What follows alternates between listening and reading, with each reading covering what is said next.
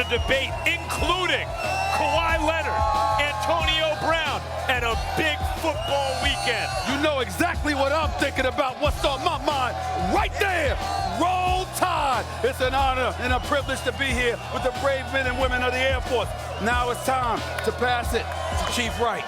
Take it away.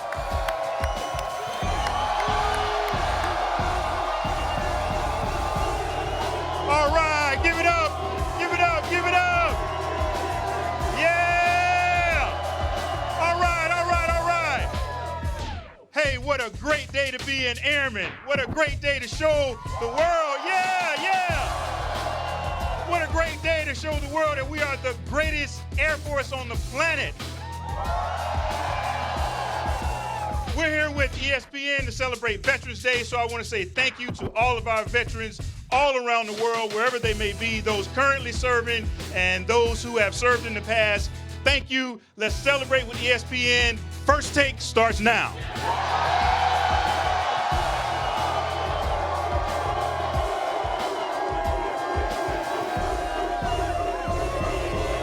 Welcome to a very special edition of First Take, coming to you live at Luke Air Force Base in Arizona. Thank you to all of you for having us at the Naval Base San Diego, one of the largest bases of the U.S. Navy. We are so excited about having Nate Boyer here. The Nature Boy, Ric Flair. Woo! You had them going to the Super Bowl. Period. Zip it. We can't thank you enough, and all the service people, men and women across our country. Because of what you do, we get to be on a show and talk about sports and have fun. USA! USA! Davis-Monthan Air Force Base. Here we come.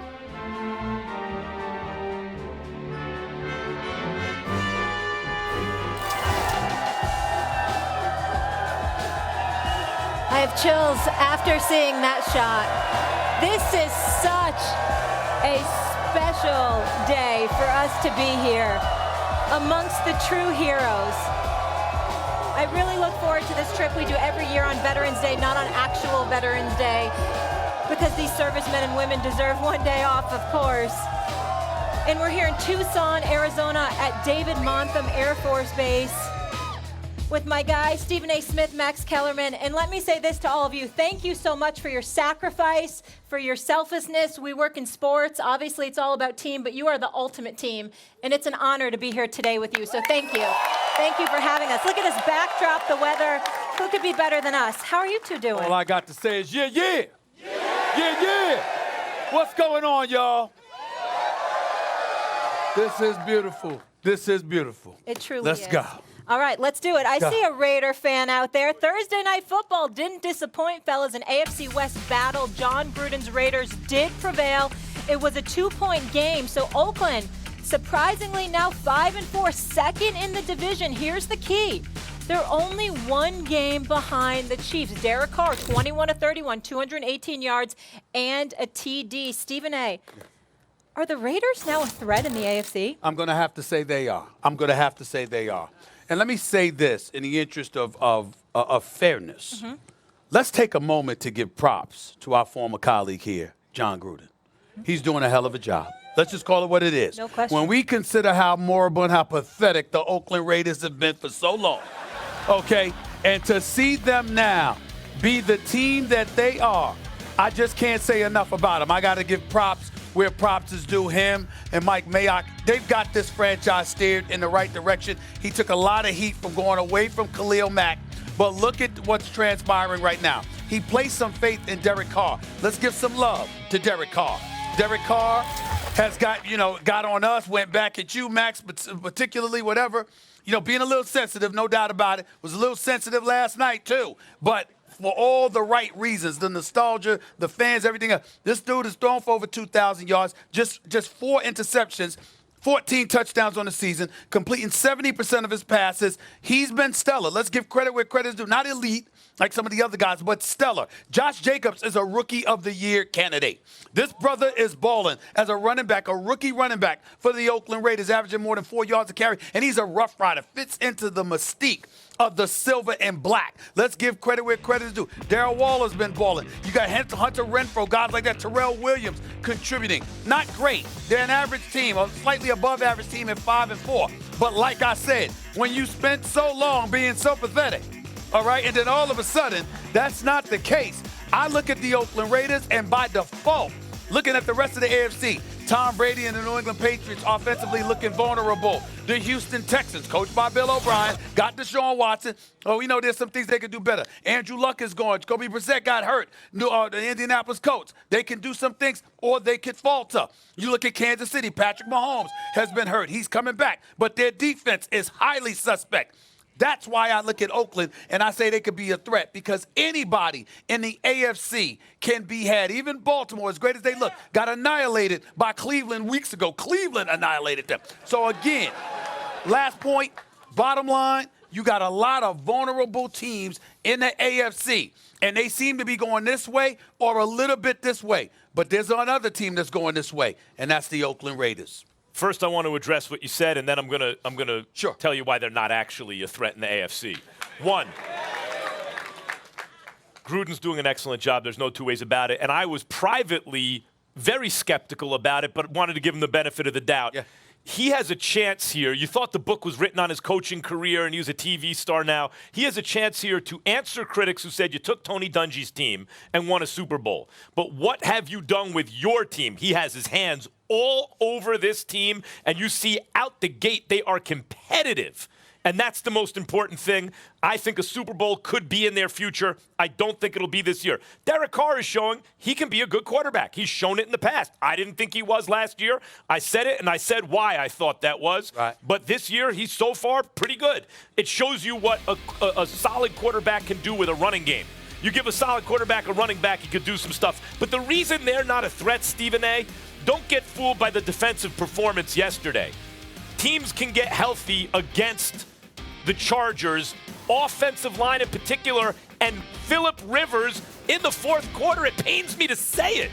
I've been rooting so hard for this guy to get a Super Bowl because Eli Manning and Ben Roethlisberger both have two. Same draft class. Is he going to be one of these stat stuffer guys? Oh, he was really good, but never got there. But, oh, my God, he looked like a deer in the headlights last year at Foxborough. And this year so far, with the money on the line, he has been terrible. So let's not get too excited about a team that's really only not under 500 because the Chargers choked. I mean, they choked. I know they beat Green Bay the previous week on a short week, but they choked yesterday. And coming out of the game now, the Raiders, who again, a game under, a game over 500, could have gone either way.